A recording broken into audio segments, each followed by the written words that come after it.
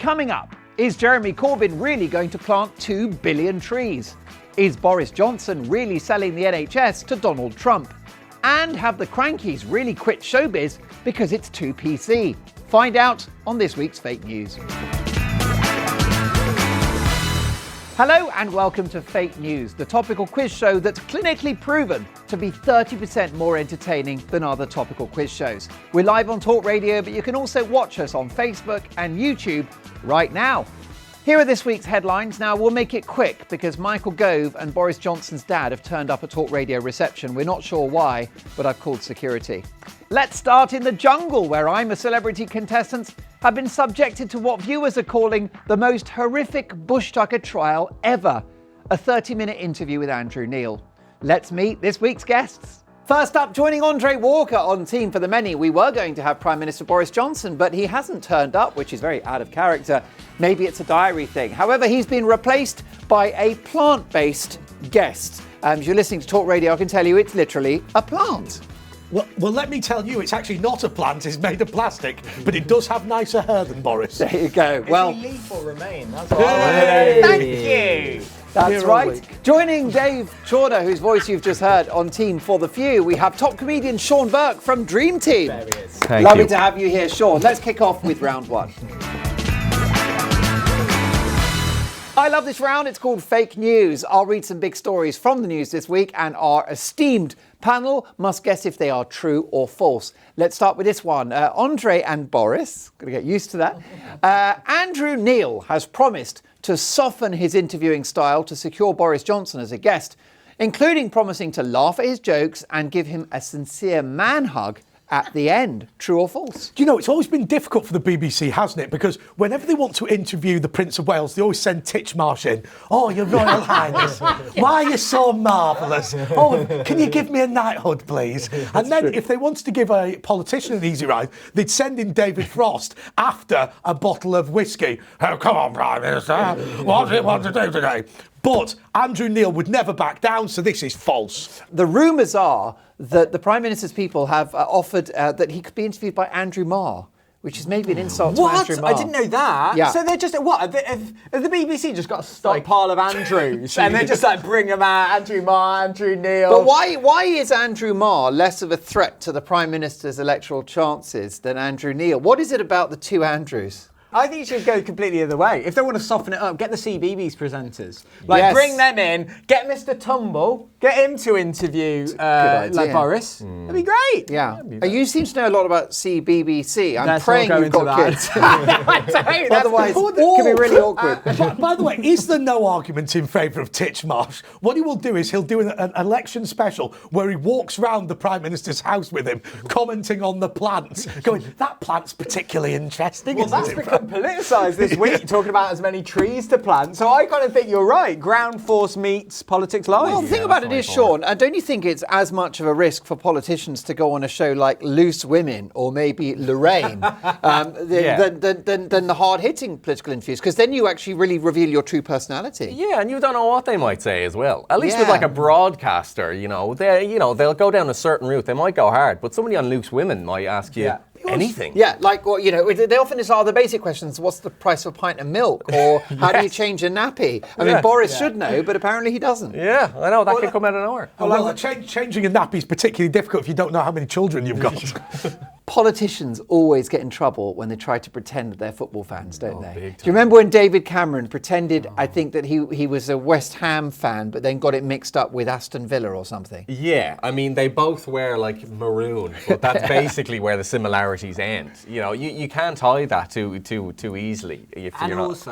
Cameron supporting something with ham in the name. It's not. I mean, that was always going to be dodgy, wasn't it? My favourite bit about that was the reason David Cameron supported Aston Villa is the most David Cameron reason you can ever come up with. My granddad was the chairman of the club. Oh, yeah. I mean, how David Cameron is that? I mean, what do you think, Andre? Politicians, they come unstuck when they try to be groovy and down with the kids. Well, there was that great example of when Margaret Thatcher appeared on one or other TV show, and they were asking her about what music she was into. Now, anybody who spent time with Margaret Thatcher, as I did, knows that she wasn't into anything, had no small talk, and was actually fundamentally an extremely boring boring person. But you spent time with Margaret Thatcher. How old are you? well, she was a lot older, let me tell you. When did you spend that time?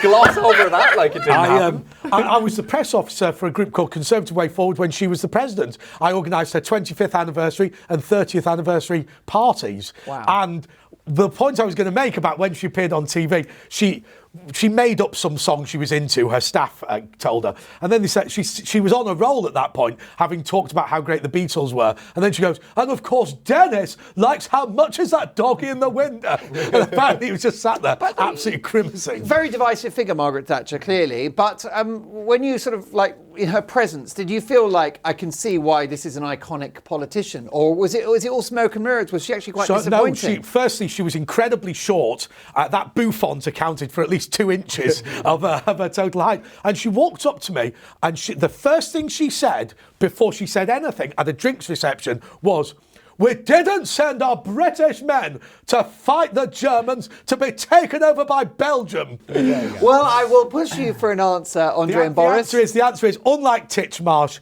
and unlike unlike Sir David Frost, Andrew Neil would never back down under any circumstances and give people an easy ride. So this story is false. And the thing is, what is the scariest thing about Andrew Neil? Is it the questions or is it the hair? That's the It's the ultimate Brillo. By the way, I saw the Brillo up close. By the way, I mean, it looks fake on camera. In real life, it does look like a Brillo pad. Yes. It's unbelievable. I'm actually going to defend Jeremy Corbyn here for balance. We've just had a bit of a Margaret Thatcher fest. And I will say that Corbyn struggled in that interview because he was just distracted by the Barnet. That's right. Because he couldn't concentrate on the answers. He's like, what is it, a rodent?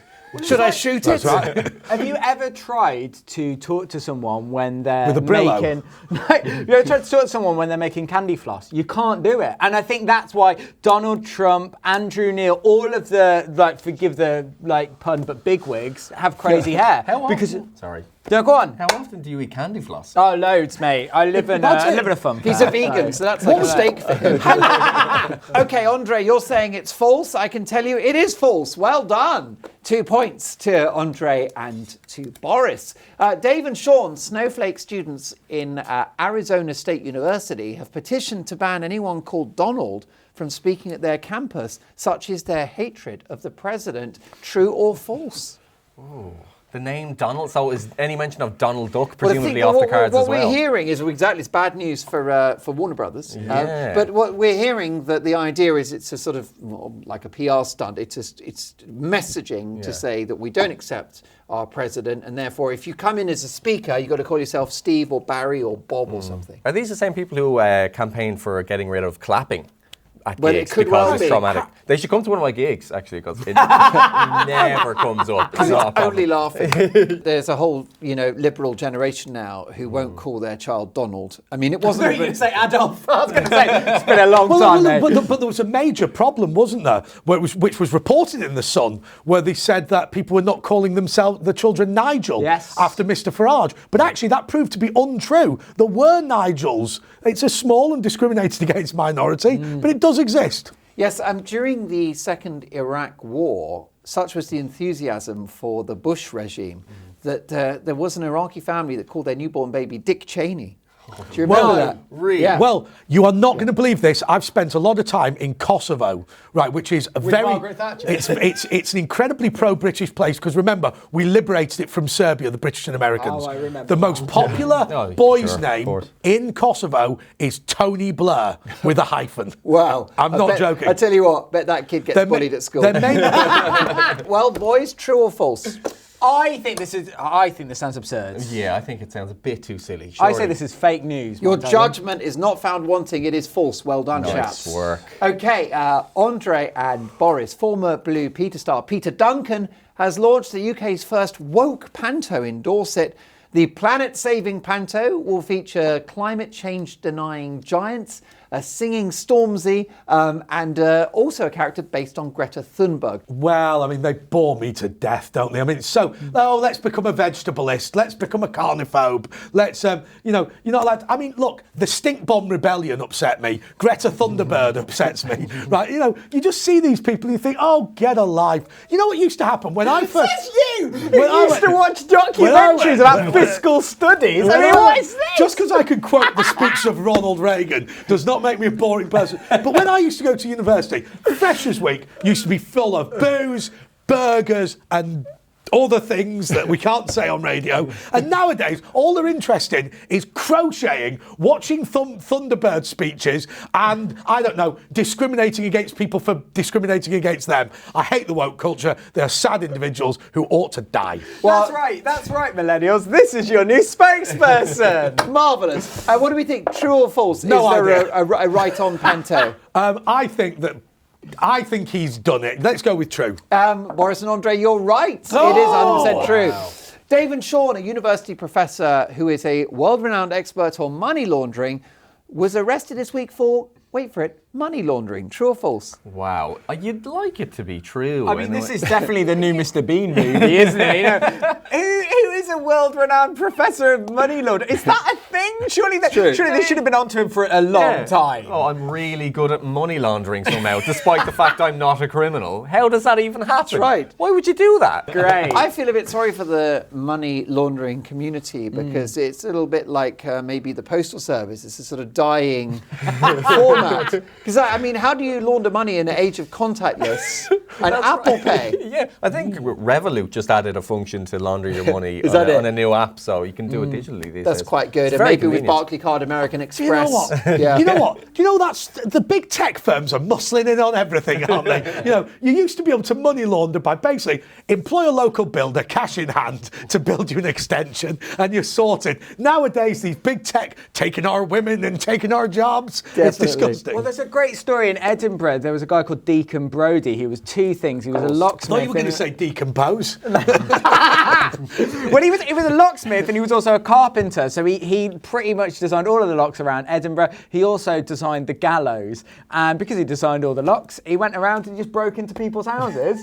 He was found guilty and he was hung on the gallows that he'd designed. Genius. Is that true? Absolutely 100% There true. was also a hairdresser in Denmark who was basically like a really famous local hairdresser and charged extortionate amounts of money for an appointment for an hour in this guy's company. And he'd always chat with his clients about, you know, where are you going on your holiday, all that stuff. And everybody was having their houses burgled while they were away. And there was no sign of forced entry. And what happened is that while he was cutting hair, he had someone press the keys out of their handbag and then put it back, and he'd break in when they were on holiday because he knew they were in Tunisia. Do you know what that is? That is the model equivalent of Sweeney Todd. Admittedly less brutal, but, you know, the demon barber now what he does is he nicks your Xbox. So, what's the answer? True or false? I think true.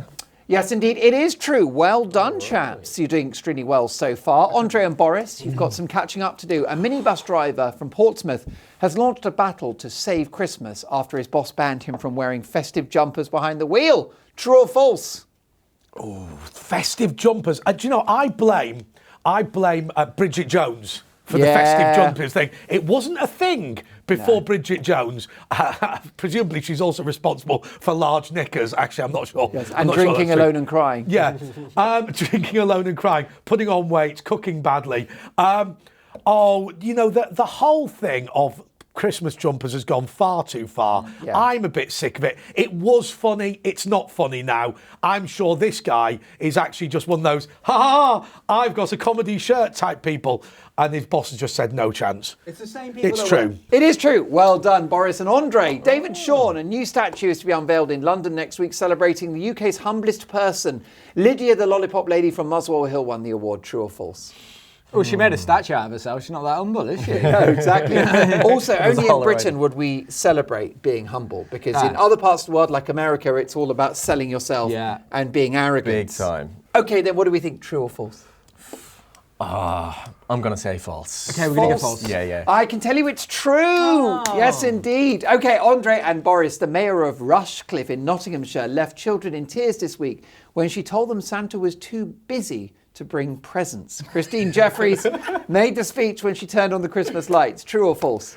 I genuinely do not think that you and the producer of this show have the imagination to make up a lie about the mayor of Rushcliffe. Well done. Therefore, it's true. It is true. Dave and Sean Snowflake viewers have complained about the latest John Lewis ad because its fire-breathing dragon character makes light of arson. True or false? Come on. If this is true, like, what? It's a CGI dragon, though, a fictional creature. Like, what else is that condoning? Like, hoarding gold underneath a mountain as well. I know. Like, where does it end, you know? But in fairness, if they're snowflakes, they're going to be worried about fire, aren't they? You know what I mean? So that makes complete sense. What do you reckon? True or false? I reckon false. Yeah. But also, I think it doesn't matter how offensive an ad is. As long as it says John Lewis at the end, everyone goes, "Oh, you're forgiven." Yeah. Because it's just how we feel about John Lewis. They can do anything, can't they? You are right. It is false. Good. Andre and Boris, a new report says most couples will meet online rather than in real life by 2035. True or false? It's been absolutely incredible, hasn't it? Because I'm 40 years old. When I was 18 years old, if you said I'd met my partner on the internet, like basically your name would be Eric and you would be into computer science. I know. But People nowadays, say Amazon's great. Nowadays, it's completely acceptable to do it. I genuinely think, and actually, I'll say another pet hate of mine, which is sad. You know, a lot of bars and nightclubs and whatever are closing down because now people are just meeting on Tinder, things like that, which I think is sad. So I wish this wasn't true, but I believe it is true because I believe that millennials are sad individuals who can't interact in real life. Which I do not approve of. Absolutely are. Sean, you're a young man. Yeah. I think the youngest in our show today. Have you had the pleasure of doing a bit of online dating? Well, coincidentally, too sad to go in pubs is my Tinder bio. So really? that's off quite well. Perfect. Yeah. I mean, trust me, I've been doing my damnedest to make this true. I spent a lot of time on dating apps. If you have a couple in the pub, right, you do not start taking photos of your private parts and sending them to people. If you have a couple of drinks and you're on Tinder or Grindr or whatever any of these are, you have a couple of drinks at home, you get a bit frisky, and then it can end very, very badly. Look, you know, the internet never forgets, and I genuinely think that people need to put their apps down and whatever fruity photos they have contained within and get back to the pub. Is that how you met Margaret Thatcher? Okay, then, Andre and Boris, I'll have to hurry you for an answer. True or false? Well, Boris is saying that it's definitely false, but I'm saying it's definitely true, and I'm going to overrule him because let's be honest, in terms of this show, he's nothing more than just a plant. Well, it's a very good point, and it is true. Well done, the points are yours. Okay, Dave and Sean. Jeremy Corbyn says he wants to plant 2 billion trees by 2040. 183 trees a minute for the next 20 years. True or false? I mean, I think it's optimistic, you know, because he's only one man. Is that even including tea breaks as well? It's true. It's a good point. Like, that's non-stop. Come on, people, let's be real. I think he's missed a trick. You should be Labour, we got wood. That would be great. That would be a slogan that I get on board with. That's why you had Chawner, isn't it? Of course it is. Cheap puns. What do we think? True or false? I hope it's true. I hope it's true. Of course it is. It is indeed true. Let's hope it happens if he gets in. Andre and Boris, Twitter is planning to delete all accounts which haven't been used for the last 6 months. True or false? Do you know, I happen to actually know it is true because there's so many times when people register these obscure things and then lose the password because I had terrible problems. I was working for a local council and I set up their Twitter account, lost the password, and they've never been allowed back in. And to be fair, I've never been allowed back into Maidenhead Town Hall. No. So they got me back. I have a vested interest in this. So does the Royal Borough of Windsor and Maidenhead because they want their Twitter account back. So I'm saying it's true. It is true. Well done. Time's up. Excellent work from both teams. But the scores are Team for the Many, 77. Team for the Few have no points, but they've planted 1,000 trees. So who knew? Time for a quick break. They need a cuppa and I need to replace my nicotine patch. See you in 3. Welcome back to Fake News, the topical quiz show that should pick on someone its own size for a change. I continue to be Mark Dolan. We're still joined by Andre Walker, not Boris Johnson, Sean Burke and Dave Chawner. We're live on Talk Radio, but you can also watch us on Facebook and YouTube right now. Our next round is Headline Deadline. Here are some big stories from the news this week. All our panel have to do is guess the missing word. It's a buzzers round, so let's go.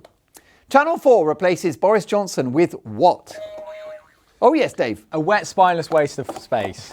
For balance, can you say something horrible about Jeremy Corbyn? A plant. And Jeremy Corbyn's beard is unacceptable in this day and age. For balance, can you say something negative about Jo Swinson? She bakes terrible bread. For balance, can you say something terrible about Plaid Cymru? Who? For balance, can you say something terrible about the SNP? I thought you were going to say Nigel Farage. Yes, Sturgeon looks like cranky. For balance, can you say something negative about the Brexit Party? Oh, they don't know how to make a cup of tea. All of mine are food related. Ice sculpture. Well, it is the right answer. Oh, Well done. yeah. Look at you. Newshound Dave Chawner gets the points. Channel 4 replaced Boris Johnson with a gorgeous ice sculpture which melted. Extinction Rebellion promised 12 days of what before the general election? Washing so they no longer stink of cabbage. Sean. Interpretive dance? Oh, quality. I think it's 12 Days of Chaos, but I really think that the general election has kind of beaten them to it on this occasion. Well, it's not quite chaos, it's another C word, and it's crisis. That's right, they promised not the C word I was thinking of. 12 days of crisis before the general election. Crisis? What crisis? Quality work. Meghan Markle could ruin Beatrice's wedding by announcing what? That Prince Andrew's been invited. Possibly. That's a fair comment, but it's not the right answer. She's Dave. pregnant. Oh, That would ruin it, wouldn't it? That would it's ruin the it. right answer. Is Yes, that indeed. genuinely true? It's almost like Meghan Markle gets pregnant just to upset her in-laws. Do you know what I mean? This is almost as great as the week when I suggested that booze cruises were going to Pyongyang, and it was actually true. I love it. So that's what happens, you see. I mean, the people at the wrong end of the sort of economic ladder, it's always said, oh, you just had a baby to get like a council flat or something, to get benefits, right? But we know that posh people like Meghan Markle have a baby to annoy posh cousins on Christmas Day. It's all about upstaging. I used to have a very, very posh friend who used to go through the Times obituary section to see who she'd outlived, which I think is particularly A, posh and B, macabre. Just a bit. Yeah, another Margaret Thatcher anecdote. Look at that. He loves it. He loves it. Okay, a new report says the best hangover cure is what? Keep drinking and get a Wetherspoon's breakfast. Well, that's not a bad shout. And by the way, if that's not a slogan for the company, I don't know what it is. Put that on a T-shirt. A trip to Pizza Express in Woking. Oh, yes. Definitely. That's a great shout. I how wish it were true. topical. I wish. What I like is that here at Fake News, we're still trying to keep the Prince Andrew story alive. Yes. Yeah, Aren't that's we? it. Because Keep we're those in fires. mourning for the fact that people aren't talking about it anymore. Aren't we? I'm devastated. Last night's kebab reheated in the microwave, which will appall all of your flatmates, but is still great. Even reheated. What about cold, straight from the fridge? Well, it depends which kebab you've got, because if you've got the doner kebab, then it's going to be fairly lardy, much like me. Whereas if you get the leaner chicken, then I think you can have it cold. Okay. Well, none of those are a hangover cure. Apparently, the best cure is a blend of pear juice, lime juice, coconut water, and cheese. I think because it makes you vomit. I think that's basically the reason. According to new research, what is Britain's favourite winter dish? Fish and chips? I think it's a Starbucks festive coffee because they've got the calories of a meal. That is Chawner for you, isn't it? That is Chawner for you. It's not. You know, we're thinking fish and chips. We're thinking a nice steak dinner. We're thinking Yorkshire puddings. He's thinking about a vegan waka choca chumba. Yeah, exactly. And if you get it with soy milk, it's actually more fattening. But ladies, don't do it if you're on the pill because it's not very good for estrogen. So that's a little life hack. There you I'll are. tell you what, Chawner's full of estrogen, isn't he? I reckon you could get him pregnant. My mum once described me as like the daughter she always wanted. Yeah, with a beard. Yeah. Well, I'll show my sister. But there we go. Okay, well, I can tell you, put you out of your misery, that soup is Britain's favourite winter dish.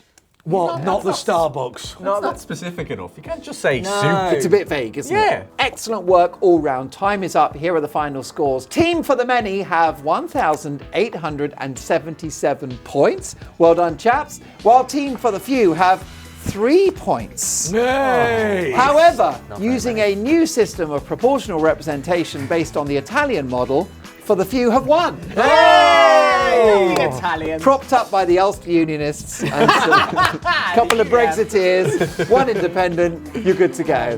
Yes, indeed, thanks so much for watching. We will be back with more fake news next Saturday at 10. Goodbye.